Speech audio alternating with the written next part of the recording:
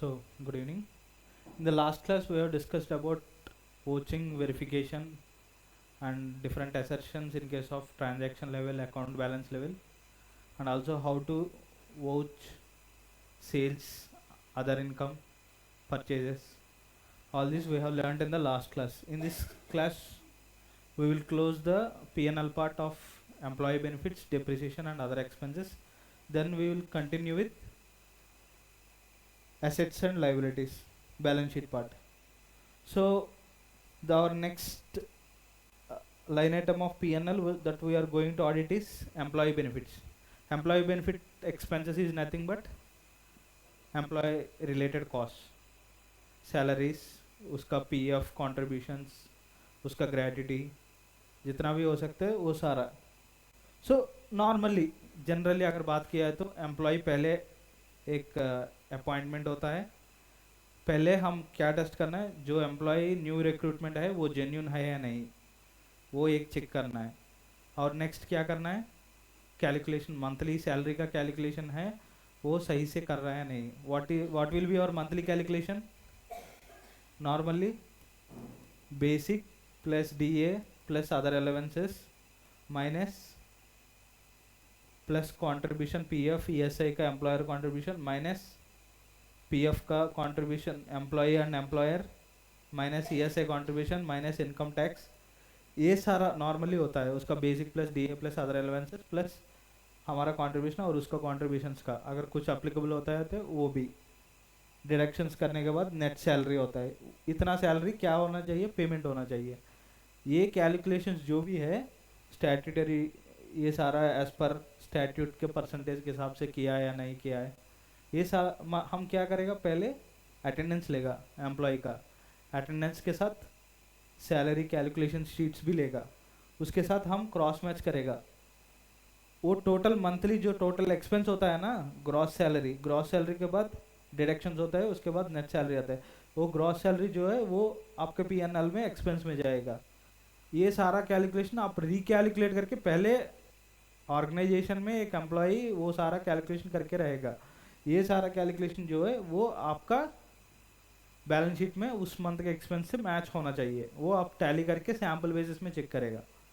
फिर अभी जो बोला है ना डेटा, जो भी डेटा इसमें है वो data correctly inputted, data input जो दिया हुआ है वो करेक्ट है या नहीं. अगर मान लो एक सीनियर मैनेजर है, उसका सैलरी मान लो 50,000 बेसिक, मान लो 50,000 पर मंथ. अगर मान लो और एक मैनेजर लेवल है उसका 40,000 पर मंथ मान लो. अगर कोई इंटरचेंज नहीं हुआ है, ये सारा टेस्ट करना पड़ेगा. एक सीनियर मैनेजर को मैनेजर का सैलरी जा रहा है, मैनेजर को सीनियर मैनेजर का सैलरी जा रहा है, ऐसा कोई गलती हो रहा है क्या, वो सारा टेस्ट करना पड़ेगा. तब आपको एक्सपेंस को टेस्ट, एक्सपेंस का टेस्टिंग भी हो गया, मैचिंग भी हो गया, आप एक्सपेंस को मैच कर दिया, जेन्यूनेस का टेस्ट भी कर दिया. सो सारा एक आउटलाइन चेक होना चाहिए. क्या क्या टेस्ट करना चाहिए, अकरेंस टेस्ट करना चाहिए. अकरेंस के लिए आप एम्प्लॉयज़ को चेक किया सैम्पल बेसिस में, कैलकुलेशन चेक किया मेजरमेंट के लिए, और occurrence completeness check you will tally with the monthly other expense. Every month salary expense need to be booked, whether every month salary expenditure has been updated in your accounts or not, you will tally, you will check the completeness. And then presentation and disclose, जो भी related presentation as per the standards है वो किया या नहीं वो check करेगा. और कट ऑफ प्रोसीजर्स में क्या करेगा, जो भी जिस फाइनेंशियल ईयर में आप ऑडिट कर रहे हैं उस फाइनेंशियल का ईयर का सैलरी ही उसका P&L में रिफ्लेक्ट होना चाहिए. वही हो रहा है या नहीं आप चेक करेगा. ये सारा चीज़ एक बार हम देख लेते हैं with this basic understanding. So क्या, what are employee benefit expenses. Employees essentially apart from wages and salaries there are also post employment, मतलब रिटायरमेंट, एम्प्लॉयमेंट के बाद जो भी बेनिफिट्स आता है उसका PF और उसका पेंशन जो भी है, उसका सुपर एनुएशन, लीव एनकैशमेंट, वो सारा चीज़ आपको एम्प्लॉय बेनिफिट्स में अकाउंटिंग होता है. हम वही नहीं चेक करते. एट द एंड आप ये भी एक्चुअल वैल्यूएशन भी करना पड़ता है इसका. जो भी इसका एंड लाइबिलिटी होता है ना, उस हिसाब से कंट्रीब्यूशन जा रहा है या नहीं जा रहा है.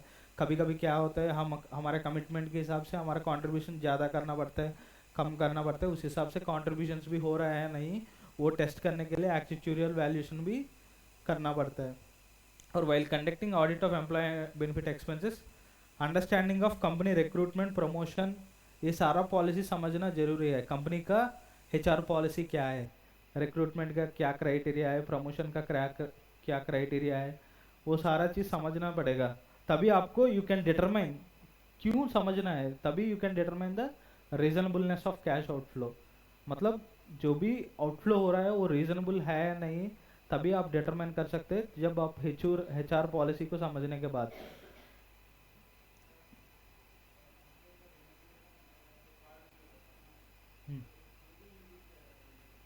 मतलब मुझे, हाँ हाँ वो वो भी एक्चुअली इस, मतलब वो अगर आप जो बोल रहा है वो एज पर HR, मतलब आपका सैलरी के हिसाब से दे रहा है, अगर परफॉर्मेंस अच्छा करेगा तो इतना आपको बेनिफिट बोनस मिलेगा, ये आपको HR पॉलिसी में दिखा। वैसा नहीं है अगर कुछ गेम कंडक्ट किया है उसमें आप अच्छे परफॉर्म किया है, नहीं है तो ये परफॉर्मेंस रिलेटेड कुछ आपने जो काम किया है वो बॉस को पसंद आ गया, उन्होंने सजेस्ट किया है, वो सारा आपका अदर इनकम में जाता है, इसमें नहीं आता है। हाँ, बट उसमें भी TDS आने के चांसेस है, जब नहीं TDS आता है उसमें भी आपको, जो भी है वो भी, वो एडिशनल एक्सपेंडिचर है, मतलब उसको रीजनेबलनेस डिटरमाइन नहीं कर पाओगे, वो एडिशनली होता है। ये हम नॉर्मली जो मंथली एक्सपेंडिचर होता है ना सैलरीज, उसको उसको हम कैलकुलेट कर रहे हैं। बट अब अगर ये समझने के लिए आपको ये समझना है जो भी आपको आपके एम्प्लॉयमेंट की वजह से आ रहा है वो सारा आपको सैलरी के आता है, उन लोग भी एम्प्लॉय बेनिफिट्स में ही अकाउंट करेगा। ओके, उस मंथ में एक्सपेंस में अकाउंट होगा। और अकरेंस, अभी हम बात किया है, मतलब अकरेंस को टेस्ट करने के लिए आपको पहले एम्प्लॉयज का जेन्यूननेस टेस्ट करना पड़ेगा।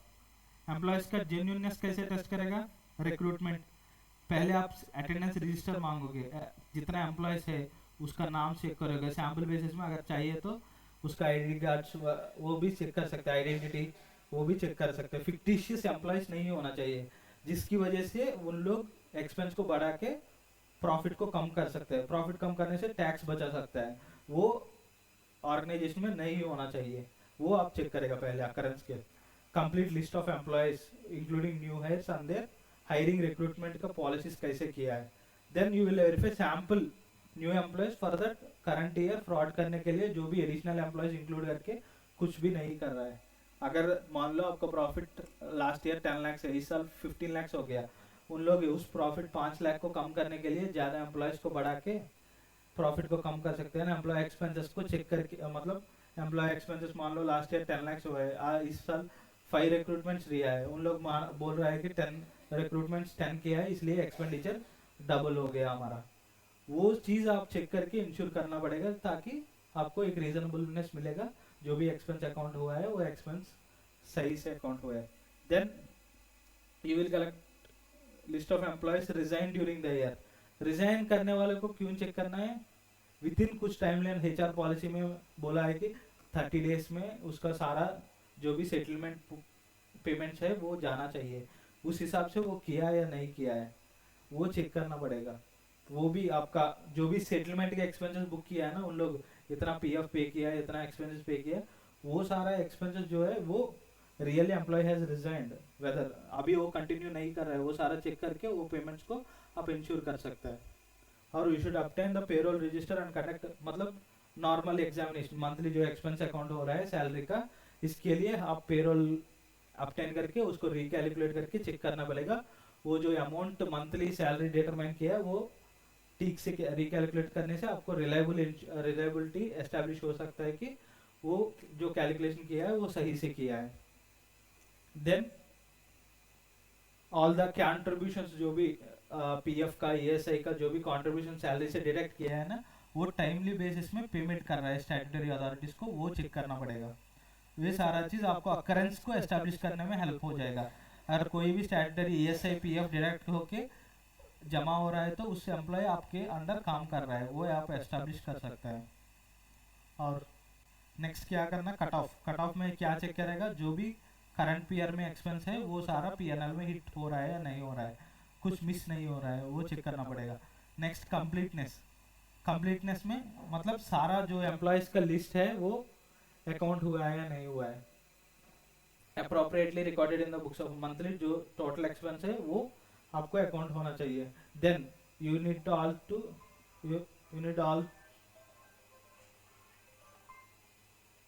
you also need to ensure that the amount deducted should not अगर कोई अमाउंट एम्प्लॉय से डिडक्ट किया है स्टैट्यूटरी लायबिलिटी या अदर डिडक्शन कुछ पे करने के लिए, वो सारा चीज अगर पे नहीं हुआ है तो करंट लायबिलिटी में दिखना चाहिए, अगर पे हो गया तो पेमेंट हुआ है या नहीं हुआ है, जो भी डिडक्शन वो चेक करना चाहिए।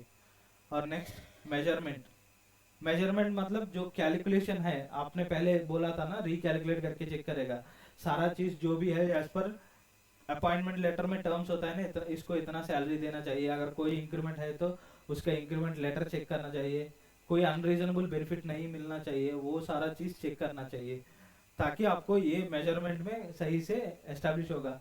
ये भी बोल सकता है कि हम सारा एम्प्लॉयज को 10% इंक्रीमेंट दिया है, आप क्या चेक करना पड़ेगा उस समय में, कुछ सैंपल्स उठा के इस एम्प्लॉय को इंक्रीमेंट लेटर दीजिए, वो सारा चीज इंप्रूवमेंट जो भी है वो ऊपर से अप्रूव होना चाहिए, वो सारे अप्रूवल्स फॉलो किया या नहीं, ताकि इंटरनल कंट्रोल से आपको एस्टैब्लिश हो सकता है कि जो भी ट्रांजैक्शन जो उन लोगों ने दिखाया है बुक्स ऑफ अकाउंट्स में वो जेन्युइन है, वो सारा चेक कर सकते हैं। और we should check statutory directions employment business as per the policy adopted, organisation में एचआर पॉलिसी है उस हिसाब से किया है या नहीं किया है। और नॉर्मली प्रेजेंटेशन एंड डिस्क्लोजर क्या क्या प्रेजेंट करना है, सैलरीज कितना पे किया है, कॉन्ट्रीब्यूशंस कितना किया है, और स्टॉक ऑप्शंस की वजह से मतलब कभी कभी हम ये एग्री करता है कि एम्प्लॉय को अगर कुछ 3 साल 4 साल काम करने के बाद उसको ऑर्गेनाइजेशन ग्रो होता है ना, सो उसका शेयर भी ग्रो होता है, उसको कम प्राइस में शेयर देने को एग्री करता है, सो उसका बेनिफिट क्या है, वो मार्केट में बेच के उसका प्रॉफिट मार्जिन लो है वो ले सकता है, वो सारा चीज आप चेक कर सकते हैं। स्टाफ वेलफेयर एक्सपेंस एंड वो एम्प्लॉय बेनिफिट्स का है, आप एक बार देख लीजिए, कोई डाउट है तो पूछ लीजिए।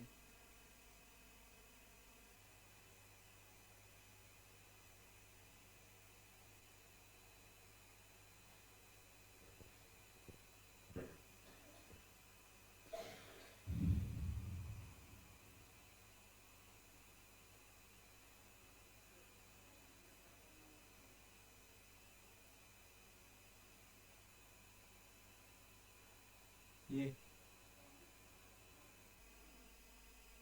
कंप्लीटनेस का 2 ही पॉइंट है,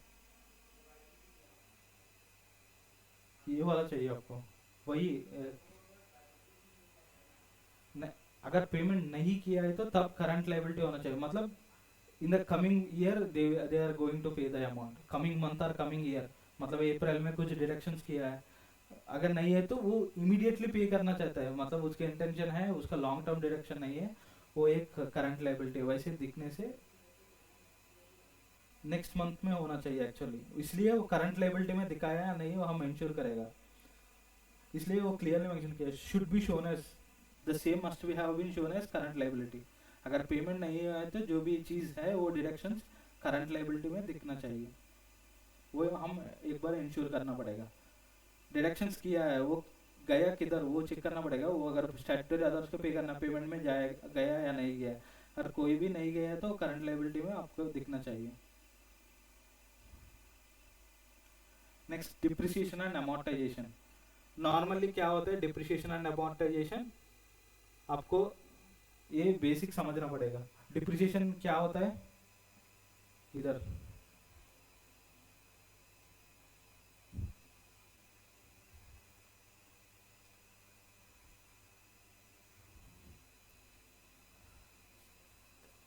एसेट जब खरीदेगा पहले इसको पुट टू यूज करना पड़ेगा, पुट टू यूज का डेट से you will be it will be ready for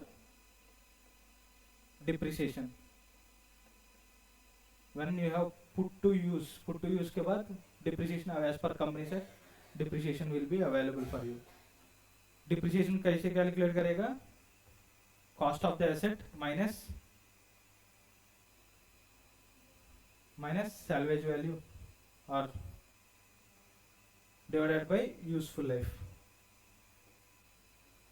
every year थोड़ा थोड़ा सा स्ट्राइट लाइन मेथड, अगर एमोर्टाइजेशन मेथड मतलब रेसिडुअल वैल्यू मेथड फॉलो कर रहे हैं तो कॉस्ट ऑफ द एसेट या residual value, cost of value of asset minus residual value divide into percentage of depreciation, वो रेसिडुअल वैल्यू में कैलकुलेट होगा। कभी कभी क्या होता है, value of the asset depreciate मतलब ज़्यादा डिप्रिशिएट होता है, वो क्या बोलते हैं, इम्पेयरमेंट। मतलब अगर ये एसेट को मार्केट में बेचने से जो अभी कैरिंग वैल्यू है उसमें कम उसको आता है, मतलब if you sell the asset in the market you will realize less than the carrying value of the asset, then the asset is said to be impaired।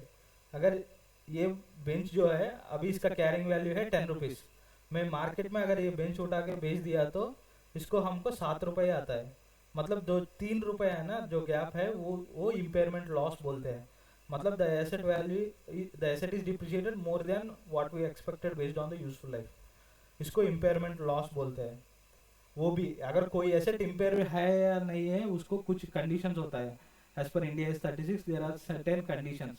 अगर कोई एसेट है, मशीनरी है, वो मार्केट में बेचना चाहता है, मार्केट में गुड्स मैन्युफैक्चर, वो मशीनरी यूज करके मार्केट में गुड्स मैन्युफैक्चर करके बेचते हैं, अगर उस गुड्स का मार्केट वैल्यू कम हो गया देन दिस मशीनरी, अगर पहले हम 100 रुपीज़ में बेचते हैं we are getting 40 rupees profit, now the value has been becoming 50 rupees and you are getting 10 rupees loss, then there is no revenue generating capacity.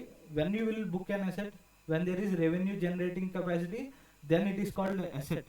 Otherwise you, if you are unable to get cash flows from any item, you cannot recognize that as an asset. You are now unable to realize cash flows, your cash flows have been decreased from 100 to 50, there should be impaired, then the asset is treated as impaired, the asset value is also reduced. You will calculate based on the cash flows from the asset. If you are getting 100 rupees cash flows, then your asset value is 100 rupees. If you are getting 50 rupees, then your asset value will also be decreased to 50 rupees. So based on that your fair value calculation will change and your asset realizable value will decrease.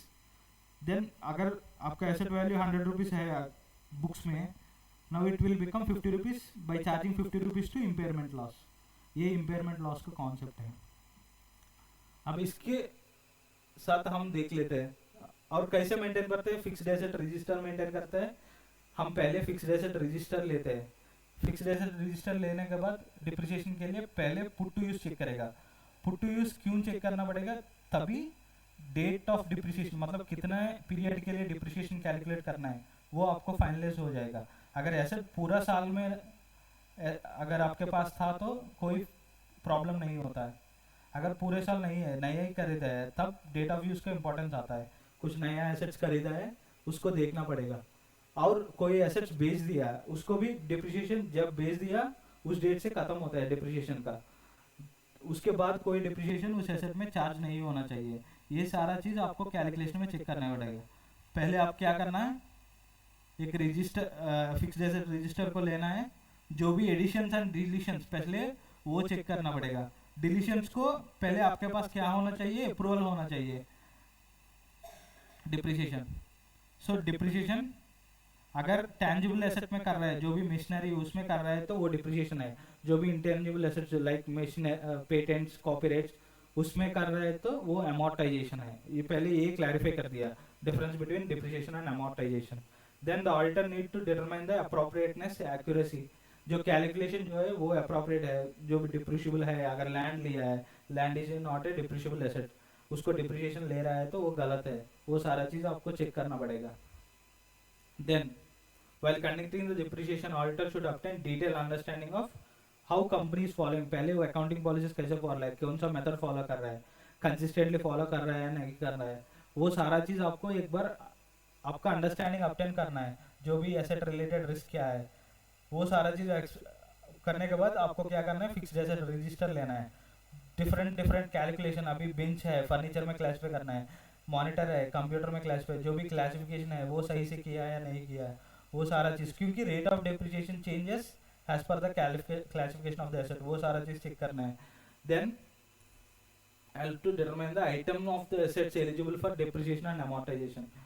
After classification, you will determine them eligible for depreciation and amortization. Then you will select samples of the assets. You may test for all the calculation. For detailed checking, you will test samples and you will check the cost of the asset. Then you will determine the useful life and depreciable value. And also based on the useful life of the asset, you will determine the depreciation rate. Every year कितना depreciate होगा, उस हिसाब से आपको depreciation कितना charge हो रहा है. वो सारा डिप्रिशिएशन जो चार्ज हो रहा है वो कंप्लीटनेस चेक करेगा, जो पीएनएल में उतना अमाउंट रिफ्लेक्ट हो रहा है या नहीं, आप कंप्लीटनेस चेक करेगा. सो select the sample of assets on the materiality consideration. You will use materiality concept and determine that amount of depreciation on that assets. अगर जो भी एसेट है आपको मटेरियलिटी हिसाब से 1 लाख आपका मटेरियलिटी है, जो भी एसेट्स ऊपर मटेरियलिटी के ऊपर है उसमें से आप थोड़ा सैम्पल्स पिक करके चेक करेगा पूरा details. Then cut off procedures. Cut off मतलब अभी बोला है ना, sale date put to use, वो सारा चीज आपको देखना पड़ेगा. And year end to end पूरा डिप्रिसिएशन चार्ज हुआ है नहीं हुआ है कट ऑफ को, क्योंकि उसकी वजह से आपको कोई डिप्रिसिएशन जो है वो छूटा नहीं है, कोई ज़्यादा डिप्रिसिएशन चार्ज नहीं किया है, वो सारा एस्टेब्लिश हो जाता है. देन फ्रॉम कंप्लीटनेस अभी देखा है, have been charged every depreciable asset depreciation has been charged or not, depreciated or not for the current year. You need to ensure that. Then amount of depreciation should be approximately the depreciation every month, sorry पूरा जो period है उसको calculate होके वो books of accounts में charge होना चाहिए, मतलब पीएनएल में रिफ्लेक्ट होना चाहिए, वो दोनों मैच होना चाहिए. और यू शुड आल्सो ये कॉन्सेप्ट रिवैल्यूएशन अमाउंट में जो भी कभी कभी मेथड फॉलो होता है ना, एक नॉर्मल मेथड होता है, एक रिवैल्यूएशन ऑफ एसेट्स होता है. कभी कभी क्या होता है, हम रिवैल्यू करते हैं हमारे एसेट्स को, मतलब इस साल इसका वैल्यू है 10 रुपीज़, जब रिवैल्यू किया है नेक्स्ट ईयर इसका वैल्यू हुआ है, नॉर्मली डिप्रिशिएट होना चाहिए, बट जो इकोनॉमिक बेनिफिट जो आ रहा है वो ज़्यादा लोग आ रहा है, जिसकी वजह से इसका रियलाइजेबल वैल्यू बढ़ गया. जो the asset should be of more expected value, ये 10 रुपीज़ का भी नहीं है, 13 रुपीज़ का है. जो 3 रुपीज़ है वो रिवैल्यूड अमाउंट है. वो रिवैल्यूड अमाउंट हम बैलेंस शीट में other OCI other comprehensive income में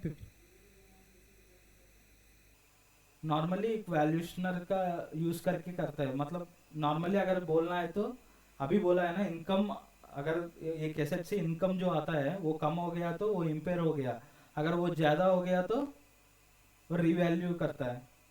एक पॉलिसी है कि एक्सपेक्टेड इनकम जो आता है ना हम बुक्स में नहीं लेते हैं एक पॉलिसी के अकाउंटिंग पॉलिसी के हिसाब से, बट नॉर्मली अगर आप एस्टैब्लिश कर सकते हैं, आप प्रूव कर सकते हैं, then you can revalue your assets and you can. ये पॉलिसी भी आपको स्टैंडर्ड में दिया है, अकाउंटिंग पॉलिसीज में आपको 2 ऑप्शन दिया है. एक normal method cost less depreciation follow कर रहा है, आप रिवैल्यू करके रिवैल्यूड अमाउंट में डिप्रिसिएशन क्लेम कर सकते हैं. सो अभी जो वैल्यू है 13 हो गया, 13 में अगर 10% का डिप्रिसिएशन चार्ज किया तो इस ईयर से आपको डिप्रिसिएशन जो आएगा वो 1.3 आएगा पर मंथ. वो 1.3 में जो 3 रुपीज़ का डिप्रिसिएशन है ना 0.3 वो पीएनएल में नहीं जाएगा, जो आपको बैलेंस शीट में ओसी में से एडजस्ट होगा. ये मान लो एक एसेट है 100 रुपीज़, 100 रुपीज़ में आपको डिप्रिसिएशन मतलब रिवैल्यू होके वो 110 हुआ है. अभी नॉर्मली अभी तक जो डिप्रिसिएशन 100 इंटू 10% 10 रुपीज़ चार्ज हो रहा है. अभी जो 110 होने की वजह से 110 इंटू 10% 11 रुपीज़ होगा. जो 1 रुपये का डिफरेंस है ना, ये 10 रुपीज़ क्या होगा, 100 रुपीज़ एसेट है, इधर कुछ नहीं, मतलब पीएनएल का रिजर्व होता है ना, profit and loss account reserve. अभी क्या हो गया 10% 110 हो गया, ये 10 रुपीज़ जो है वो इस तरफ आता है. पीएनएल जो ओसी है रिवैल्यूएशन रिजर्व कहते हैं इसको, रिवैल्यूएशन रिजर्व. अभी जब भी डिप्रिसिएशन चार्ज होगा ना ये 10 रुपीज़ पीएनएल में जाएगा, जो नॉर्मली जाता है कॉस्ट ऑफ द एसेट में. जो 1 रुपये रिवैल्यूएशन अमाउंट होता है ना वो इससे डिडक्ट होता है. अभी 9 रुपीज़ हो गया, वो चार्ज होता है. वो पॉइंट आपको इधर एक्सप्लेन किया, वैसे किया या नहीं किया है ये आपको देखना पड़ेगा. He should also ensure any method of accounting policy change किया है, रिवैल्यूएशन अमाउंट या यूजफुल लाइफ मेथड ऑफ मतलब डिप्रिसिएशन मेथड चार्ज किया, रेसिडुअल वैल्यू मेथड आ गया, नहीं तो products pattern of producing products उसमें आ गया। वो सारा चीज़ देख के आपको अगर कोई चेंज है तो वो retrospective, because change in accounting policy है, इसको रेट्रोस्पेक्टिव चेंज करना किया या नहीं किया है, वो जो भी अमाउंट डिफरेंस है वो डिस्क्लोजर्स में अच्छे से डिस्क्लोज किया है या नहीं किया है। And you need to what you need to disclose, you have to disclose. So presentation में क्या क्या मतलब मेजरमेंट में क्या चेक करेगा, depreciable value of the asset into depreciation rate, वो सही से कैलकुलेट किया है एक्यूरेटली, वो चेक करेगा। रेट सारा सही से डिटरमाइन किया या नहीं किया based on the useful life of asset, वो चेक करेगा। Then you need to ensure that the change in estimation of the asset, कोई चेंजेस है useful life of the asset, अभी बोला है ना इसका यूजफुल लाइफ कम हो गया, वो सारा चेंजेस जो है इन केस ऑफ इम्पेयरमेंट वो सारा टेस्टिंग किया है या नहीं किया है, वो सारा आपको सैम्पल बेसिस में टेस्ट करना पड़ेगा। And then the following disclosures, accounting policy क्या फॉलो कर रहा है, depreciation method and what are the useful life of those assets and residual value after depreciation कितना होगा, वो उसकी डिटेल्स देने से आपको डिप्रिसिएशन कैलकुलेट कर सकते हैं। एक बार देख लीजिए डिप्रिसिएशन, कोई डाउट है तो आप पूछ सकते हैं।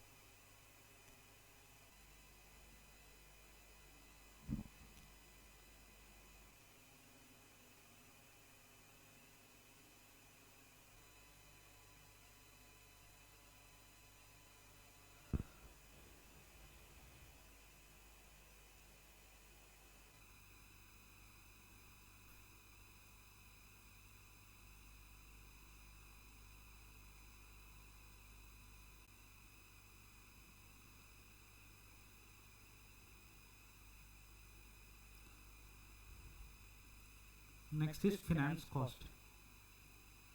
फिनेंस कॉस्ट क्या होता है, मतलब जो भी लोन्स लेता है ना उसका इंटरेस्ट जो होता है आपका फिनेंस मतलब फंड्स, आपने जो लोन्स लिया है उसका जो कॉस्ट होता है ना, वो जो इंटरेस्ट डिविडेंड होगा तो वो भी आपका मतलब लोन मतलब फिक्स्ड लायबिलिटी नहीं है इसलिए फिनेंस कॉस्ट में ले लेता है, वो भी आपका कॉस्ट ऑफ कैपिटल होता है, एक part of cost of capital. जो फाइनेंस कैस्टेबल होता है वो फिक्स्ड लायबिलिटी के लिए, finance cost interest bearing liabilities होता है ना उसके लिए।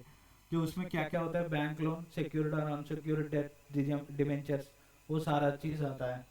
उसमें आपको क्या होना चाहिए, डिटेल्स क्या क्या चाहिए, लोन शेड्यूल होना चाहिए, मतलब कैसे रीपेमेंट डिटरमाइन किया है, टर्म्स ऑफ लोन होना चाहिए क्योंकि आप जिस हिसाब से इंटरेस्ट रेट क्या होगा वो सारा डिटरमाइन कर पढ़ के समझ सकता है, और पीरियड ऑफ लोन भी पढ़ सकता है, जो सारा लोन शेड्यूल और लोन एग्रीमेंट चाहिए।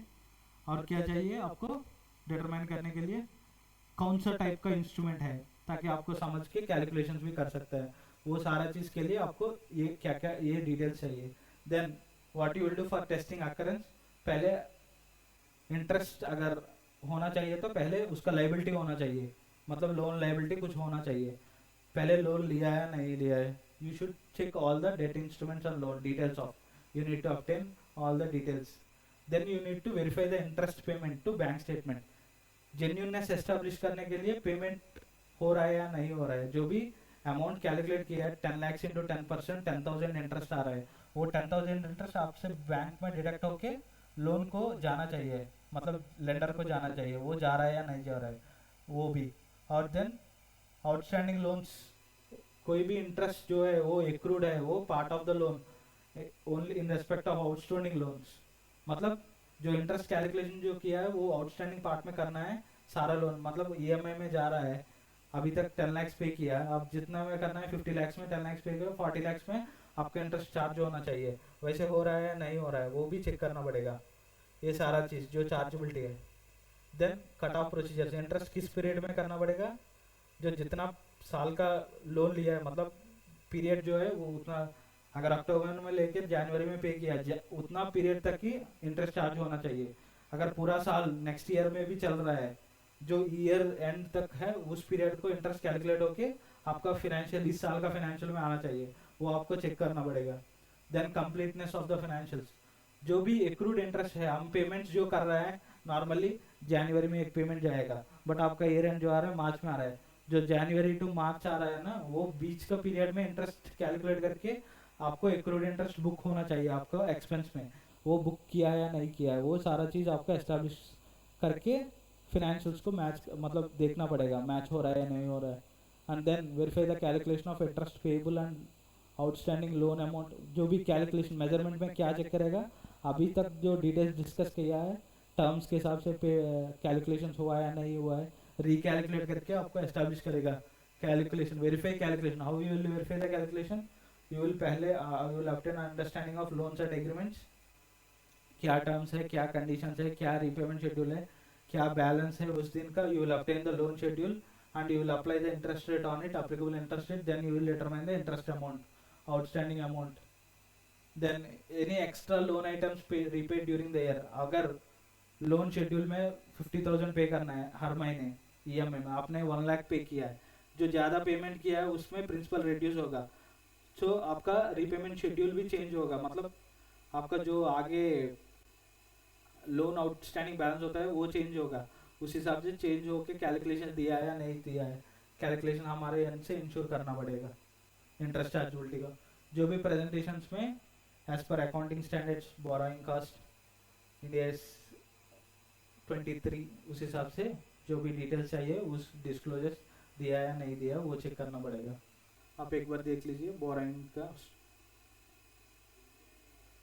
नहीं, वो एक्चुअली लाइबिलिटी नहीं होता, हम वही बोला है, फिक्स्ड लाइबिलिटी होना चाहिए। Dividend is your decision to pay. कोई भी लोन्स होता है तो you will agree that you will return some amount of interest at 10% और 12%, बट जब भी शेयर्स देता है ना, सो फिक्स्ड शेयर्स में वो अलग बात है। प्रेफरेंशियल डिविडेंड वो फिर से इधर आता है, प्रेफरेंशियल डिविडेंड होता है ना। हाँ, बोरोइंग्स वही है ना, बोरोइंग्स प्रेफरेंशियल डिविडेंड वो इसमें आने का चांसेस है, depending on the nature of preference dividend you are agreeing. Preference dividend में फिर से आपको 10 shares into 10,000 10% preference shares at the rate of interest, मतलब डिविडेंड 10% आपने इश्यू किया है, मतलब preferential dividend they are getting. अगर नॉर्मल शेयर्स इक्विटी शेयर्स है तो वो इधर नहीं आता क्योंकि आपको फिक्स्ड लायबिलिटी नहीं होता है उसमें, प्रेफरेंस डिविडेंड आता है वो आएगा।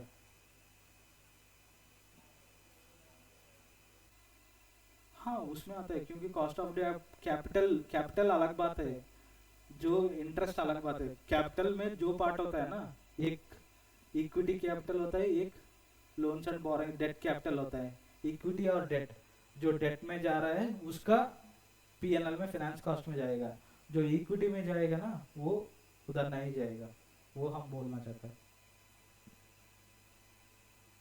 ये क्लैरिटी आपको समझना पड़ेगा। डेट जो है वो पीएनएल फिक्स्ड कॉस्ट में पार्ट होता है, जो इक्विटी होता है ना वो डिविडेंड वो रिजर्व से पे करता है। फ्री रिजर्व जो अवेलेबल होता है ना डिविडेंड पे करने है, ये डिडक्शन टू कैपिटल, मतलब रिजर्व्स इश्यू करने के लिए, जो रिजर्व्स डिस्ट्रीब्यूट करने के लिए डिविडेंड का पार्ट आता है।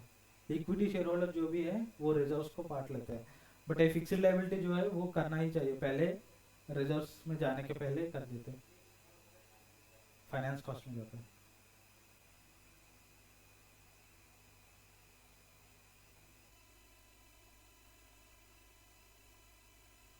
अदर एक्सपेंसेस मतलब जो भी है आपका rent, repairs and maintenance, fuel expenses, कुछ भी है आपको समरी, मतलब अभी जो मेन हेड्स डिस्कस किया है ना, purchases, employee benefit expenses, depreciation, these are finance cost, 4 major heads. और एक समरी हेड है जो में सारा एक्सपेंसेस चार्ज होता है आपको, जो अलग अलग एक्सपेंस, नेचर ऑफ एक्सपेंसेस होता है ना, फ्यूल कॉस्ट होता है बिजनेस में, और रेंट होता है बिल्डिंग्स का, और रिपेयर्स एंड मेंटेनेंस होता है, और स्टाफ वेलफेयर के लिए कुछ भी एक्सपेंसेस वो भी हो सकता है, वो सारा चीज़ इधर ये समरी हेड है। इसमें क्या क्या चेक करना है, मतलब पहले आपको शेड्यूल अपडेट करना पड़ेगा, जो भी फिक्स्ड एक्सपेंसेस होता है, रेंट के लिए एग्रीमेंट होगा, इंश्योरेंस प्रीमियम एम्प्लॉयज़ के लिए या एसेट्स के लिए इंश्योरेंस लेगा, इंश्योरेंस के लिए आपको पॉलिसीज होगा, इंश्योरेंस पॉलिसी होगा, वो सारा चीज़ आपको जेन्यूननेस एस्टैब्लिश करने के लिए अब क्या क्या चेक कर सकता है, ये एक्सपेंस जो इनकर किया है वो सही है या नहीं। अगर इंश्योरेंस प्रीमियम पे किया, ये एक्सपेंडिचर बुक किया है, तो you can check insurance policy obtain किया, वो कंपनी के नाम पे हुआ या नहीं है, जिस एसेट को कवर किया है वो टर्म्स के चेक कर सकते हैं, और रेंटल एग्रीमेंट के हिसाब से रेंट एक्सपेंस को सारा मंथ्स को बुक हुआ है या नहीं हुआ है, एवरी मंथ जितना रेंटल मतलब डेट होता है ना, रेंट ऑक्यूपेशन डेट, उस हिसाब से रेंटल एक्सपेंस बुक हो रहा है या नहीं हो रहा है वो चेक कर सकता है। और जो भी नॉर्मल एक्सपेंस होता है मतलब फ्यूल एक्सपेंसेस, वो सारा चीज़ एवरी मंथ बुक हो रहा है या नहीं हो रहा है, वो एक शेड्यूल अपटेन करके आप चेक कर रहे हैं कितना मंथ्स में कितना इंकर हो रहा है। एक ह्यूज वेरिएशन है तो उस महीने में आपको डिटेल प्रोसीजर्स परफॉर्म करना पड़ेगा, कुछ एस्टैब्लिश हुआ, कुछ फ्रॉड या एरोनियस इंटरेस्ट नहीं चार्ज हुआ है, वो सारा चीज़। Auditor need to ensure that expenditure charge against revenue are genuine, मतलब जो भी एक्सपेंसेस रेवेन्यू एक्सपेंसेस चार्ज हुआ है वो जेन्यून है या नहीं। For this purpose you will expenditure को पार्ट मतलब आपको वेरीफाई करने के लिए एक है ऑथराइज्ड वोचर्स, जो भी एक्सपेंडिचर इनकर कर रहा है, रेंट पेमेंट करना है, वो वोचर एग्रीमेंट जो भी है उस बेसिस में करेगा। जो भी फ्यूल एक्सपेंस रिएम्बर्स करेगा, किसी न किसी अप्रूव करना पड़ेगा जो हायर पोजीशन में है, उसका अप्रूवल का वोचर देख सकते हैं आप। वो सारा चीज़ आप सैम्पल बेसिस लेके, अगर हर महीने 10 रुपीज़ हो रहा है तो कोई सैम्पल्स लेके वरप्रसाद 10 रुपीज़, आप 10 रुपीज़ ऐसे नेम्स से देख सकते हैं कोई सैम्पल्स में उस वोचर में उतना अप्रूव हुआ है नहीं हुआ है, वो वोचर बेस्ड एक्सपेंस कर सकते हैं। पावर एक्सपेंसेस क्या होता है, जितना यूनिट कंज्यूम होगा उतना रेट से आप मल्टीप्लाई करने से आपका पावर एक्सपेंस होता है। आप सैम्पल बेसिस में पावर बिल देख सकते हैं कोई महीने, कोई 2-3 महीने का।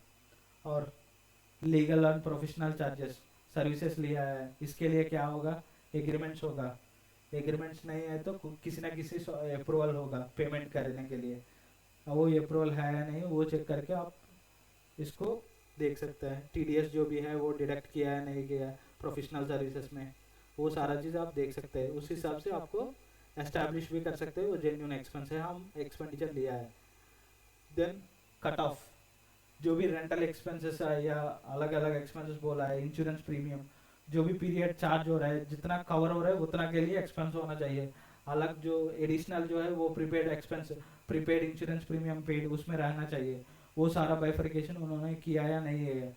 अगर इंश्योरेंस प्रीमियम इस साल में पे किया, सारा एक्सपेंस में नहीं डालना है, जितना पॉलिसी के हिसाब से इस पीरियड में कवर हो रहा है उतना तो पीएनएल में चार्ज होना है, वो चार्ज किया या नहीं किया वो चेक करना पड़ेगा।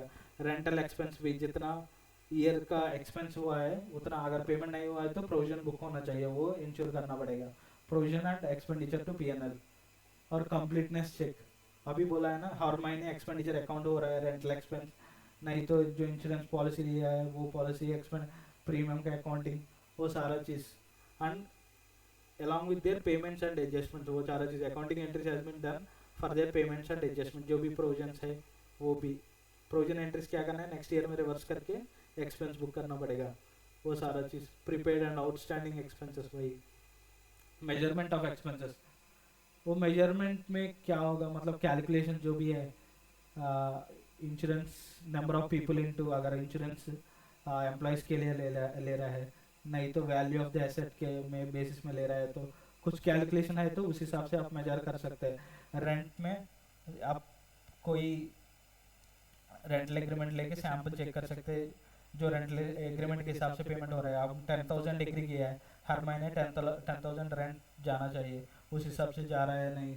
And you can use analytical procedure to obtain there is no unreasonableness. If there is unreasonableness, you need to enhance your audit procedure to obtain reliability of audit evidence.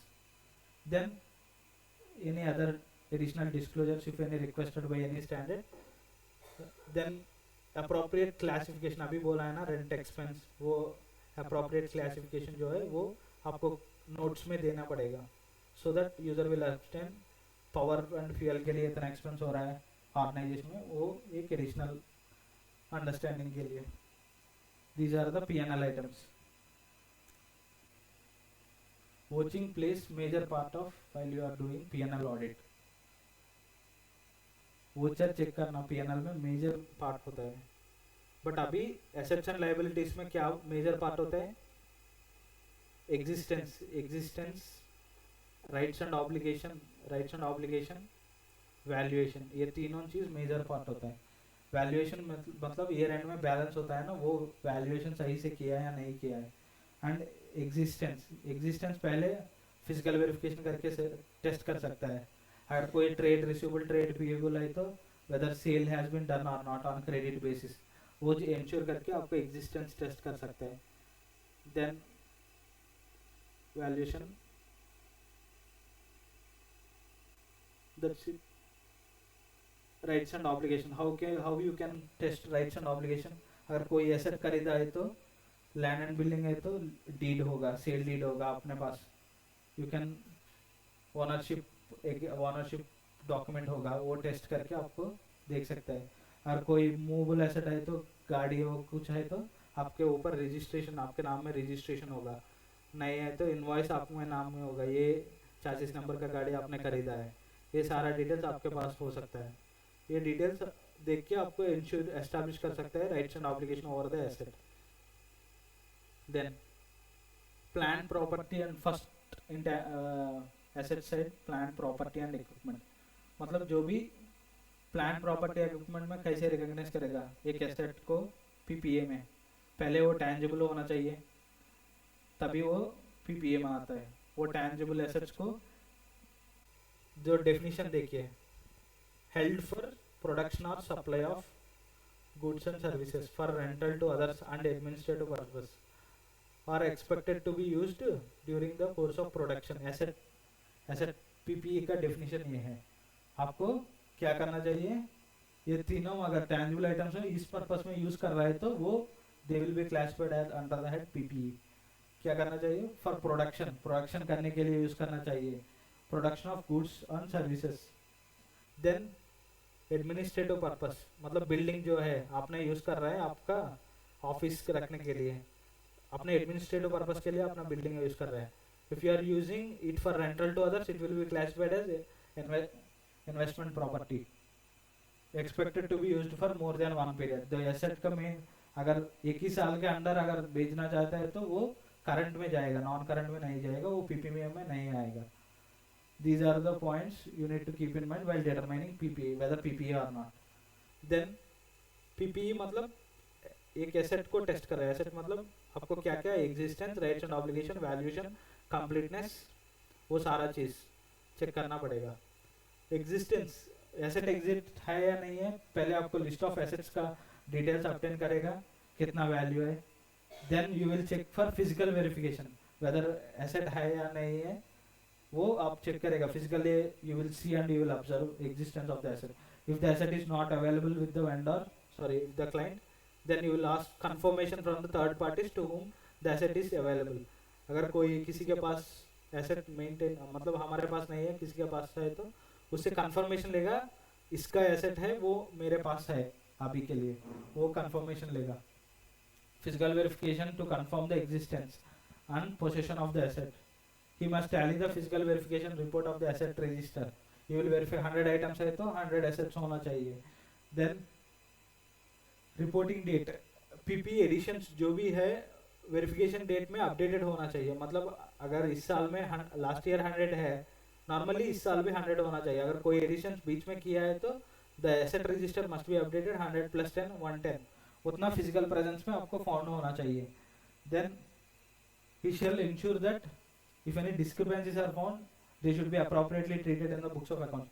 If any asset is missing, you will consider it as either identify where the asset is or consider it as loss of the asset and fully charge it to P&L. वो adjustment आपको रखना पड़ेगा. Then ensure that assets in non-working condition, अभी बोला है जिसमें cash flows नहीं आता है वो एसेट रख, मतलब एसेट जैसे दिखाने का पर्पस ही नहीं है ना, कैश फ्लोस कैश इनफ्लोस नहीं है, वो एसेट होगा क्या, वही बोल रहे हैं. जिसका एसेट का कंडीशन नहीं है वो should be appropriately deleted from assets and should be charged to PNL. वो जो एक्सपेंस बैलेंस है वो पीएनएल को चार्ज होना चाहिए. वो ट्रीटमेंट सारा आप इंश्योर करना पड़ेगा.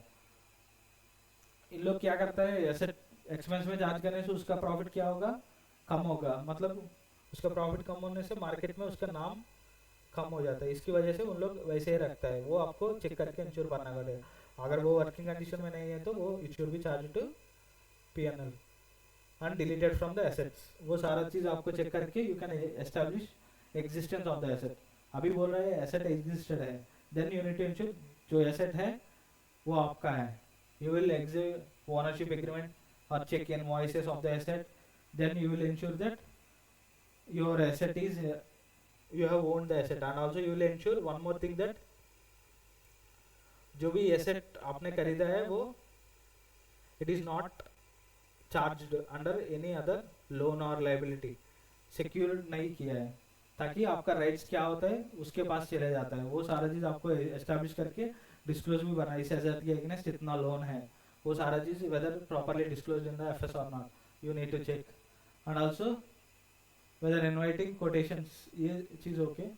परचेज इनवॉइसेस चेक करना है पीपीए का टू इंश्योर लीगल ओनरशिप। और क्या क्या चेक करना है, टाइटल डीड्स ओनरशिप, अगर बिल्डिंग कुछ है तो you need to check title deeds. And if any charge is created, you need to ensure that properly disclosed, lender you need to ask that, and you need to कितना loan जो है वो कितना है वो कंफर्मेशन लेना है। Asset यही एसेट और कुछ एसेट्स भी चार्ज किया है, वो सारा कंफर्मेशन आपको लेना पड़ेगा। जो भी लोन्स, अगर इस साल में 10 लाख का लोन लिया है, किस बेसिस में लिया है, वो पहले आप जब लोन्स वेरीफाई करते हैं तभी इंश्योर करना पड़ेगा। Then you can establish that this asset is been secured. In addition to that, when deletions have been made, then the asset register should be properly updated, and you need to ensure that profit has been appropriately calculated on those deletions and charged to P&L. Any deletions किया है, asset 10 lakhs का asset carrying value है, 20 lakhs में बेच दिया, जो 10 lakhs का difference है वो P&L में अदर इनकम में चार्ज होना चाहिए, वो सारा चीज़ कैलकुलेशन आपको चेक करना पड़ेगा। And also you need to ensure that the depreciation is charged. While checking a deletion in the asset, you need to ensure that all these are calculations and will appropriately charged to P&L. Then cut off procedures, जो भी asset का capitalisation होता है ना, वो सारा चीज net block of assets depreciation calculate करने के लिए वो डिटरमाइन करता है ना, वो मतलब जो भी एसेट्स इस पीरियड में खरीदा है, नहीं तो ओपनिंग से है, उसी में एसेट चार्ज डिप्रिसिएशन चार्ज करना या आपका एसेट बैलेंस में इंक्लूड करना, वो देखना पड़ेगा। मतलब नेक्स्ट ईयर में खरीदा है वो इस साल में एसेट रजिस्टर में इंक्लूड नहीं करना है। जो भी कैपिटल वर्किंग प्रोग्रेस है वो भी आपको इंश्योर करना है कैपिटलाइजेशन किस ईयर में हुआ है, वो सारा चीज। कंप्लीटनेस ऑफ पीपीए, ये पॉइंट देखिए, artificial net block of asset shown in the balance sheet on the reporting date and depreciation, you need to check that comparison. जो भी नेट ब्लॉक में है उसमें डिप्रिसिएशन क्लेम किया for the current period only, depreciation जो charge किया है वो 10-20 ईयर्स का नहीं है, वो इसी साल का है, वो इंश्योर करके थे क्लोजिंग बैलेंस आपको करेक्ट मिलेगा। अगर आप नेक्स्ट 2 ईयर्स का डिप्रिसिएशन अभी चार्ज किया है तो वो भी आपको रॉन्ग अकाउंटिंग होगा। इस साल का डिप्रिसिएशन इस साल में चार्ज होना है, नेक्स्ट ईयर का डिप्रिसिएशन नेक्स्ट ईयर में चार्ज होना चाहिए। और कंप्लीटनेस में क्या क्या चेक करना है, you need to check class wise, मतलब जो भी एसेट खरीदा है जो क्लास वाइज आपको इंश्योर करना है वो प्रॉपरली क्लासिफाइड है, तभी आपको डिप्रिसिएशन रेट वो सारा चीज सही से मिल जाएगा। Whether PP as per the schedule maintain by the management tally with the closing balances of it, जो भी क्लोजिंग बैलेंसेस वो कैलकुलेशन है वो आपका बैलेंस शीट में जो क्लोजिंग बैलेंस है उसमें मैच होना चाहिए। जो शेड्यूल में क्लोजिंग बैलेंस 10 लाख है, बैलेंस शीट में 20 लाख नहीं होना चाहिए, वो दोनों टैली होना चाहिए। Then you need to check the arithmetical calculation of calculations, जो भी वैल्यूएशन किया है ना, मतलब opening balance, any additions you will get the gross block, then depreciation you will get net block, closing balance, वो सारा चीज मैच होना चाहिए। वैल्यूएशन पहले कैपिटलाइजेशन, वैल्यूएशन में सो मेजरमेंट इसमें नहीं दिया है। पहले अगर एक एसेट खरीदा है तो एज पर रिकॉग्निशन क्राइटेरिया जो भी है, एक्सपेंसेस जो भी है, non refundable taxes, transportation charges जो भी है, to bring the asset into working condition, जो भी एक्सपेंस आपने इंकर वो सारा कैपिटलाइज होना चाहिए, वो पॉलिसी को कॉम्प्लायंस चेक करना पड़ेगा पहले। And then valuation it comes to what are the accounting policy you are following, whether you are following cost method और रिवैल्यूएशन मेथड, वो चेक करना पड़ेगा। Cost less accumulated depreciation, and you need to test for impairment loss. If any impairment is there, whether the proper impairment loss is deducted and the closing balance is matching, you need to check the calculations. And same, any replacement of part is done. If it is enhancing the capacity of the asset, then only it should be capitalized. If it is just to maintain the condition of the asset, then it should be charged to P&L, जो policy के हिसाब से वो charge किया या नहीं किया है। whether the repairs and maintenance have been charged to profit and loss account, वो सारा चीज चेक करना है। Then installation certificate to determine कब से वो रेडी टू यूज है, installation certificate, the information very pro rata depreciation, then as per depreciation whether depreciation is charged as per the schedule 2 rates have been applied and appropriately calculated and deducted from the cost of the asset to arrive at the closing balance as on the year end. वो सारा चीज आपको check करना है whether proper future economic benefits, अगर pattern of economic benefits के हिसाब से आपका depreciation charge होना चाहिए तो whether they have been calculated properly or not, वो determined properly or not, you need to ensure the basis of pattern of economic benefits. Then undertake impairment, अभी बोला है ना पहले एग्जांपल, कैसे इम्पेयरमेंट कैलकुलेट हो, कंडीशंस टेस्ट करके improvement कुछ है तो वो भी चार्ज करके deducted from the value of the asset. Accounting treatment check करना है, पीएनएल चार्ज किया है या नहीं किया है. देन प्रेजेंटेशन एंड डिस्क्लोजर, जो भी हेड्स के हिसाब से classification, furniture, computers, buildings, land and buildings, वो सारा चीज़ उसी हेड्स के अंदर कितना वैल्यू है, सिक्योर्ड है या नहीं, वो सारा चीज़ डिस्क्लोज किया है नोट्स टू अकाउंट्स में. वो है फिक्स्ड एसेट्स, सॉरी पीपी. एक बार देख लीजिए, कोई पॉइंट डाउट है तो आप पूछ सकते हैं. आपको मतलब 2-3 बार पढ़ने से आपको पॉइंट्स आइडिया हो जाता है क्या क्या है. समरी नॉर्मली आपको अभी पता चल गया पहले क्या करना है, एक रजिस्टर ऑब्टेन करना है, क्या क्या डिटेल्स है वो देखना है. Then you need to match it with completeness check करना है, सारा डिटेल्स पीरियड है किस हिसाब से वो कैलकुलेशन किया है, रिकैलकुलेट करके चेक करना है.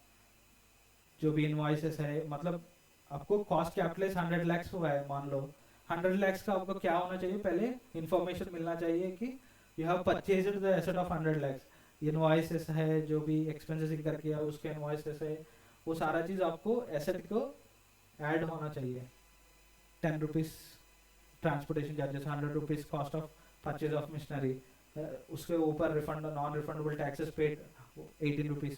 ये सारा चीज़ आपको ऐड करने के बाद आपको आता है कॉस्ट ऑफ द एसेट. वो बैक एंड में आपको ट्रेस करना पड़ेगा to establish whether really you have purchased an asset और नॉट. ये सारा चीज़ देखने के बाद आपको पता चलेगा. And whether they have been properly capitalised और not, you will check on the sample basis. Additions जो भी है इस साल में वो चेक कर सकते हैं.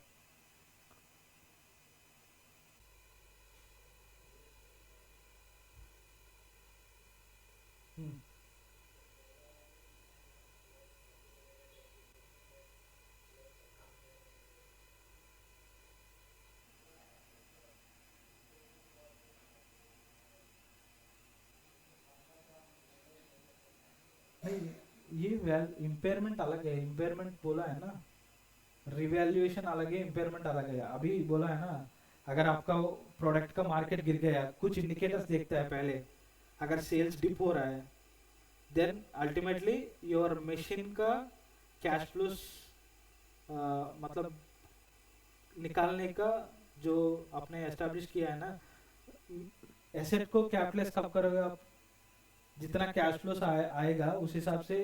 मतलब एक एसेट को कैसे एस्टैब्लिश करेगा, अगर मान लो एक रिसीवेबल है आपके पास, रिसीवेबल मतलब कितना कैश फ्लो आ रहा है, मतलब 10 इयर्स के बाद मुझे एक 10 लाख आएगा, उसको डिस्काउंट करके आज का दिन में इतना वैल्यू का रिसीवेबल है मेरे पास, वो आपने डिस्क्लोज करेगा. मिशनरी भी वैसे वैल्यू करेगा नॉर्मली फेयर वैल्यूएशन मेथड में. 10 इयर्स में ये मिशनरी फर्स्ट ईयर में इतना कैश फ्लो जनरेट करेगा, सेकंड ईयर में इतना कैश फ्लो करेगा. ये सारा कैश फ्लो आपने आप एक डिस्काउंट रेट डिटरमाइन करके उस डिटरमाइन रेट को एनपीवी डिटरमाइन करेगा.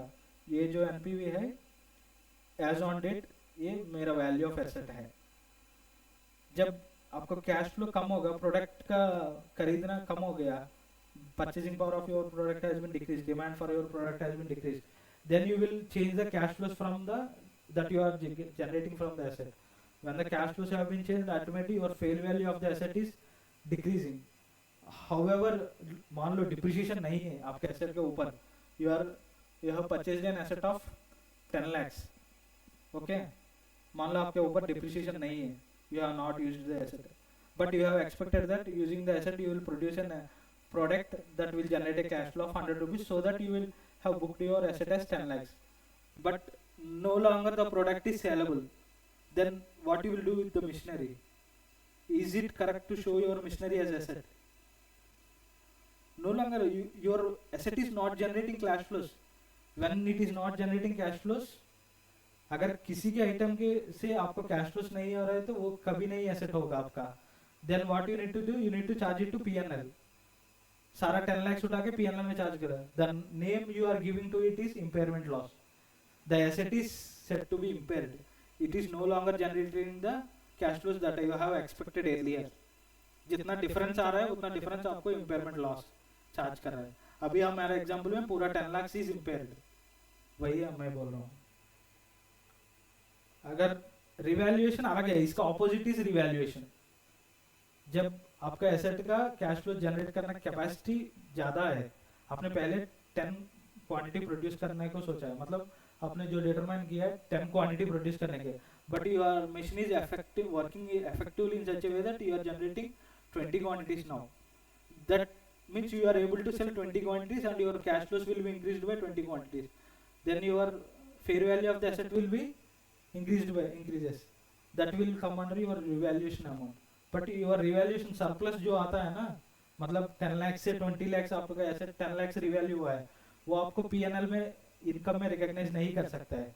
इसकी वजह से आप बैलेंस शीट में रख के डिप्रिसिएशन के हिसाब से, मतलब इस साल में 10% डिप्रिशिएट हुआ है, 1 लाख एक्स्ट्रा आपको पीएनएल में चार्ज होगा, वो चार्जिंग आप करेगा. Accumulated depreciation nothing but cost of the asset is fixed. Every year you will not reduce the asset in your financials. You will make a reserve in your liability side as accumulated depreciation. Whenever every year it will be get accumulated, but the net value of asset will be cost less accumulated depreciation. Then you will get your net value. अगर इस साल में 10 लाख की impairment loss हुआ है, next साल में 10 लाख की इम्पेयरमेंट लॉस और हुआ है, क्या होगा? एक्यूमुलेटेड इम्पेयरमेंट लॉस आपका कॉस्ट ऑफ द एसेट से रिड्यूस करना पड़ेगा. इसकी वजह से वो एक्यूमुलेटेड मेंशन किया है. अगर नेक्स्ट ईयर में इम्पेयरमेंट लॉस जो है वो डिक्रीज हुआ है, मतलब आपका एसेट का इनकम जनरेटिंग कैपेसिटी ज्यादा हो गया, तब क्या होगा?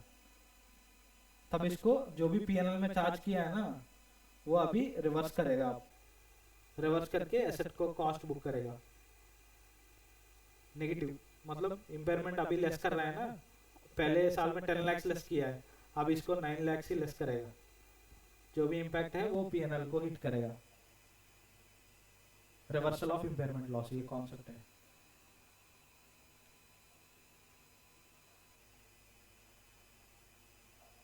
Next patent and copyrights. ये क्या है? Intangible assets, patent and copyrights. अभी टैंजिबल एसेट्स के बारे में डिस्कस किया है. पेटेंट एंड कॉपीराइट जो भी है वो इंटेंजिबल एसेट्स है, मतलब you can not see them. Patent and copyright आपके पास, आपने एक बुक लिखा है, मतलब बुक तो देख सकता हूँ, मतलब जो बुक आप कितने के लिए सेल करते हैं, कितना लोग के लिए आप सेल करते हैं, वो राइट मुझे नहीं देख सकते. एक वैल्यूएशन होता है, उस हिसाब से पेटेंट को वैल्यू कर सकते हैं. इतना बुक सेल होगा मेरा एक्सपेक्टेशन जो है, उस हिसाब से पेटेंट का वैल्यूएशन कर सकते हैं आप.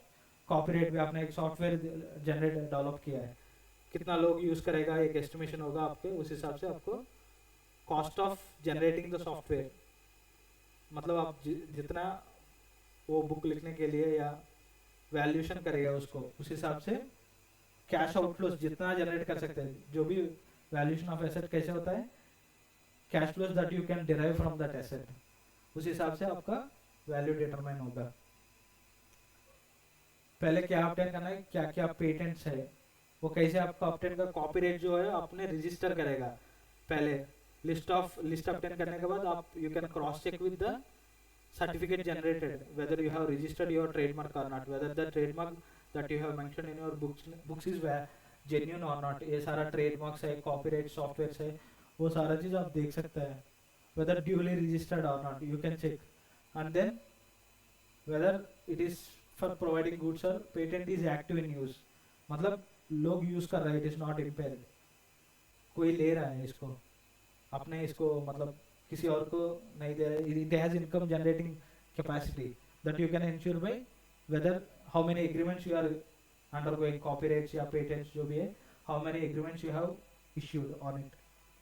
राइट्स एंड ऑब्लिगेशन, आपका कॉपीराइट या पेटेंट है या नहीं आपके नाम में, वो रजिस्टर्ड होना चाहिए। जो पेटेंट जो है आपको रजिस्ट्रेशन देना पड़ेगा। Registration whether inspection of certificate of payment is in the name of the client, वो है या नहीं। जो भी कॉन्ट्रैक्ट हुआ है वो आपसे होना चाहिए, वो भी चेक करना है।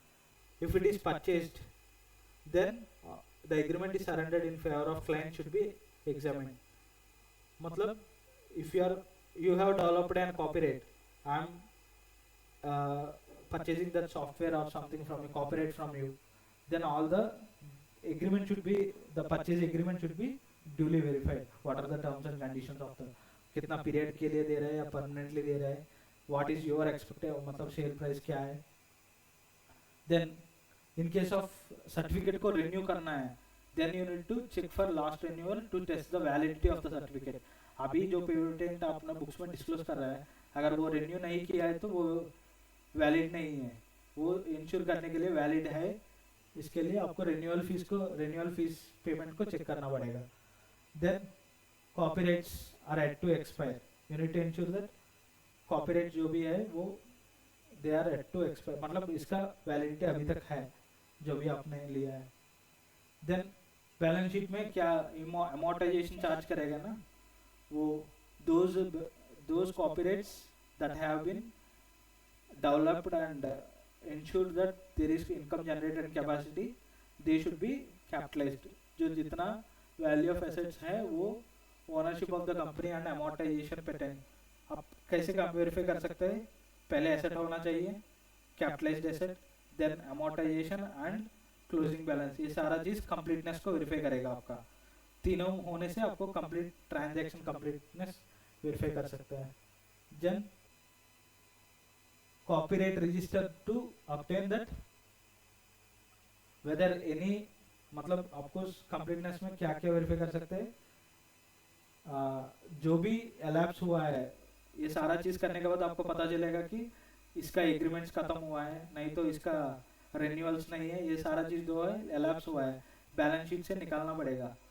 अगर कोई है वो बैलेंस शीट से निकालना पड़ेगा, वो चेक करना पड़ेगा। जिसके पास ensure that income generating capacity नहीं है वो भी इंश्योर करना पड़ेगा। Included and entered in the registered item has elapsed and should be removed properly with proper accounting treatment, they should be removed। जिसके पास राइट्स नहीं है आपके पास, the auditor should check that packing and should be carefully in order to verify that all the items have been properly included। जो भी capitalisation का होता है ना, डेवलपमेंट एक्सपेंसेस जब मेजर करेगा वो सारा चीज भी, जितना तक रिसर्च का कॉस्ट होता है वो पीएनएल में चार्ज होना चाहिए, जितना डेवलपमेंट एक्सपेंस होता है वो कैपिटलाइज होना चाहिए, वो उस हिसाब से किया है या प्रॉपर चेक करना पड़ेगा। जब एक न्यूली पेटेंट या कॉपीराइट आता है वो सारा चीज चेक करना पड़ेगा। You need to verify the arithmetical accuracy of above movements. जब भी आपको निकालना है closing balance of the asset 10 lakh है, एक पेटेंट को निकाल दिया है 1 लाख का, then the balance should be 9 lakh. वो सारा अर्थमेटिकल एक्यूरेसी आपको ग्रॉस ब्लॉक को चेक करना पड़ेगा वो सही है या नहीं है। Then when you are deleting it the impairment the amortisation should not be charged. जो पीरियड जो है जितना तक आपके पास है राइट उतना तक ही अमोर्टाइजेशन चार्ज होना चाहिए, वो सारा चेक करना पड़ेगा। देन एनी डिलीशन का टाइम में अगर कोई एक्सपेंस या प्रॉफिट है तो उसको भी देखना पड़ेगा, प्रॉपरली चार्ज टू पीएनएल और नॉट रिकॉग्नाइज्ड। देन वैल्यूएशन अभी बोला है, वैल्यूएशन पॉलिसी क्या होता है, कॉस्टलेस अमोर्टाइजेशन चार्ज। जितना उस पॉलिसी के हिसाब से आपका कॉस्ट कितना है, करंट ईयर अमोर्टाइजेशन चार्ज कितना है, क्लोजिंग बैलेंस कितना है, वो आपको चेक करना पड़ेगा। Then if you are following the amortisation based on pattern of economic benefits, you need to verify the pattern of economic benefits, how they are determined and whether proper calculation has been। इस साल का pattern of economic benefit जो है 1 2 3, मतलब rate first year 10,000, second year 25,000 या 15,000, total 15,000 पे 1,50,000, जो भी रेट है उस हिसाब से चार्ज हुआ है नहीं हुआ है। Then cost of legal term and validity of its useful commercial life. So अभी बोला है ना आपको जो भी अमोर्टाइजेशन करना है उसका यूजफुल कमर्शियल लाइफ में करना है, एक्सपेक्टेड कमर्शियल लाइफ, कितना साल तक ये वैलिड रह सकता है, कितना साल तक it is commercially giving me cash flows, वो सारा डिटरमाइन करके अगर इसका यूजफुल लाइफ है 20 years but it can give me commercial outflow till 10 years, then it should be depreciated within 10 years, sorry amortised within 10 years, वो useful life आपको सही से डिटरमाइन किया या नहीं किया वो इंश्योर करना पड़ेगा. Then see whichever is shorter, useful commercial life or validity of the right, whichever is shorter. Then presentation of disclosure, क्या क्या डिस्क्लोज करना है, वो मतलब asset details and useful life, वो सारा डिटेल्स डिस्क्लोज करना है. देन इन्वेस्टमेंट्स, इन्वेस्टमेंट्स क्या क्या तरीके में होता है. इधर you can purchase investments of short term और लॉन्ग टर्म, मतलब विद इन द ईयर के लिए, अगर विद इन 12 मंथ्स के लिए खरीद रहे हैं तो वो शॉर्ट टर्म हो जाएगा. You are expected to sell those investments within 12 months. And if you are purchasing with long term motive, then मतलब more than 12 months they will get a long term. Then investments will be, पहले क्या check करना है, आपके पास investment है या नहीं, it is an asset, existence check करना है. How you will check? If there is any ownership document they can furnish share certificate, you can check with that investments. If there is any loan agreement, you can check. If there is any demat form, you will check the demat statement. If you want to check obtain existence, you will take external confirmation from those authorities. जो भी इसका आपका investment में deal कर रहे हैं, जो भी म्यूचुअल फंड्स का ऑफिस है, उसको एक लेटर भेज के कंफर्मेशन ले सकता है. जो XYZ कंपनी लिमिटेड के नाम में इतना म्यूचुअल फंड्स हमारे पास था, वो सारा कंफर्मेशन आप ले सकता है. और जो भी इन्वेस्टमेंट है उसका इनकम जो भी है वो अदर इनकम में चार्ज होना चाहिए, वो इंश्योर करके रिकंसाइल कर सकते हैं आप investments. So should collect the schedule of short term and long term investment from the management. और कंपनी अगर इन्वेस्ट करना है तो पहले इसका पावर होना चाहिए आर्टिकल्स में. जो MOA में इसका पास बिजनेस एक्सेस फंड जो भी है उसको इन्वेस्ट करने के लिए पावर होना चाहिए MOA से, वो पावर है या नहीं है वो चेक करना पड़ेगा. Then tally the aggregate figure of in the balance sheet. You need to value your investments, cost plus any interest. If it is not received, you need to add accrued interest. And suppose if you have deposited a fixed deposit for 5 years, it will add interest each year. You need to check that every year interest has been accounted to your balance and the income has been recognized in the P&L, accrued interest. So you need to check, verify the schedule and the figure shown in the way. You should also ensure that the investment register and verify that the amount shown in the register is tallying with the schedule. Sorry, it is with your balance sheet. The amount which has been shown in the schedule is tallying with your investments amount in the balance sheet. You should also investment register and verify the amount in the schedule. Okay. Then investment schedule मतलब आपने balance sheet में schedule notes बनाता है ना, उससे match करना पड़ेगा आपका investment register का details. Then physically verify all the certificates, demats to ensure that they are exist and they are on your name. Ownership establish करने के लिए. In case certificate is yet to be received, you have purchased and the certificate is yet to be received, then you will write and you will obtain a confirmation from the party that you have issued shares, neither you have allotted. You can check the allotment letter or some other basis. You can establish reliance of allotment of securities or purchase of securities. You can check the payment. You can establish purchase. Then investment not held in the some other custody में दिया है, किसी को security दिया है, investments were held in our name but lying with bank, उसके security देके हम पैसे लिए हैं, वो सारा चीज सिक्योरिटी है या नहीं है बैंक को कंफर्म कर सकते हैं. एक बार लिख के ये सारा सिक्योरिटीज आपके पास सिक्योर दिया है वो आपके पास अवेलेबल है या नहीं. Then bank will check and confirm, yes we have received securities of these details, they are present with us, so that you will establish that they are in your name and they are lying with third parties, they are secured. And for rights and obligation, whether पहले आपको genuineness मतलब आपके पास जब right होगा तभी आपने जो काम किया है वो वैलिड होगा. पहले मेमोरेंडम में राइट दिया है नहीं दिया है इन्वेस्टमेंट करने के लिए वो चेक कर सकते हैं. Then only you will have right to invest. Then determine the rights of the company by verifying certificates. You will determine the ownership based on that you can establish your rights of the company for the interest and dividend. Then also you can establish cash flow receive करने का right आपके पास है या नहीं. मतलब हमने बोला है इंटरेस्ट जो भी है XYZ को पे कर दो, इसकी वजह से क्या होगा, इंटरेस्ट रिसीव करने का राइट नहीं है मेरे पास. जो भी वैल्यू ऑफ द इन्वेस्टमेंट है अगर इनकम नहीं आ रहा है तो उसका value over a period of time value of money depreciate होगा. आज का 10 लाख नेक्स्ट में 10 लाख नहीं होगा अगर कैश फ्लो नहीं हो रहा है, तो वो चेक करना पड़ेगा. Then recalculated and verified shown in the figure. The auditor cut off procedure, जो भी इन्वेस्टमेंट इस पीरियड में किया है, मतलब एज ऑन 31 मार्च आपने इन्वेस्ट किया है, वही इन्वेस्टमेंट आपको बैलेंस शीट में दिखना चाहिए. ओके, जो भी इन्वेस्टमेंट सेल हो गया वो लेस करके नेट वैल्यू आपको देखना चाहिए. You need to check completeness all the schedules. Investment is exhaustive, मतलब पूरा डिटेल्स चेक करना पड़ेगा. And investment ledger is appropriately recorded. जो भी एडिशंस या डिलीशंस सारा चीज़, वैल्यूएशन, फेयर वैल्यूएशन जो भी है वो appropriately measured and accounted throughout the year. वो आपको इंश्योर करना है based on sample basis testing, otherwise taking materiality into consideration. Then valuation. So what valuation you will do? जो भी शेयर्स जो है वो अगर कॉस्ट में वैल्यू, नॉर्मली आपको कॉस्ट को वैल्यू करना है. अगर मार्केट वैल्यू उस कॉस्ट के नीचे है तो वो एक बार देखना पड़ेगा. कोई एसेट जो है आप लॉस जनरेट कर रहा है तो एक्सपेक्टेड लॉसेस को इमीडिएटली प्रोविजन रिकॉग्नाइज करना पड़ेगा. सो दो ही परचेज, अब अगर परचेज किया है with interest, including interest purchase किया है, जो भी है वो पीएनएल में नहीं जाना चाहिए, वो कॉस्ट से रिड्यूस होना चाहिए.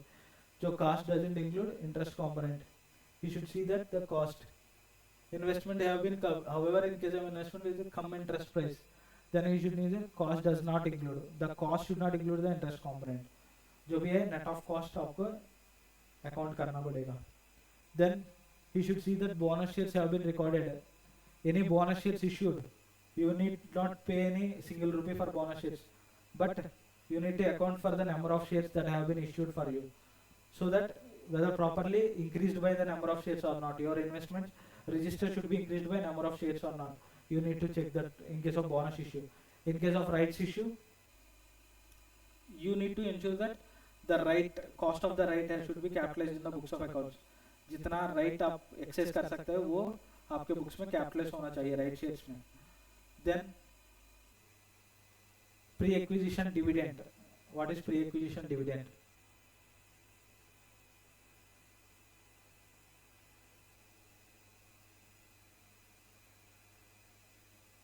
What is pre-acquisition dividend?